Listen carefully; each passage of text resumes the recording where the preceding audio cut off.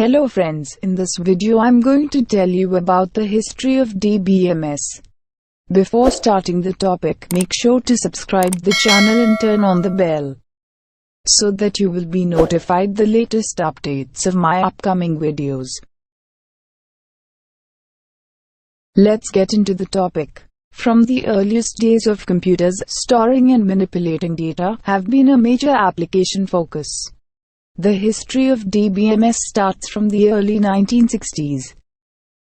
Then the DBMS was called as Integrated Data Store. The first general-purpose DBMS was developed by Charles BACHMAN at General Electric. At that time the data representation was called the Network Data Model. BACHMAN was awarded ACMs during award for work in the database area.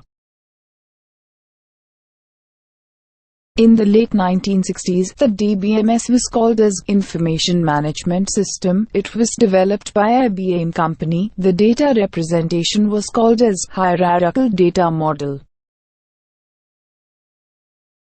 In 1970s, Edgar Codd at IBM's San Jose Research Laboratory proposed a new data representation framework called the Relational Data Model.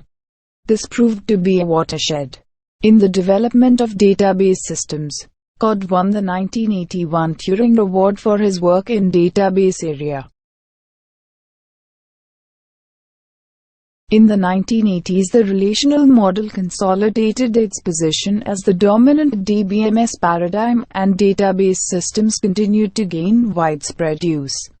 The SQL query language for relational databases, developed as part of IBM's System R project, is now the standard query language.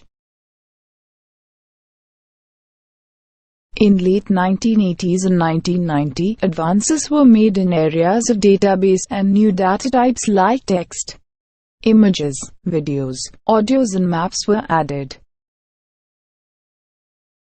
Now the DBMS have entered the Internet age. While the first generation of websites stored the data in operating systems files, now the use of a DBMS to store data accessed through a web browser is becoming widespread. Queries are made through web-accessible forms. Database management continues to gain importance as more and more data is brought online and made accessible through computer networking. And that's all about the history of DBMS, and hope you enjoyed the video.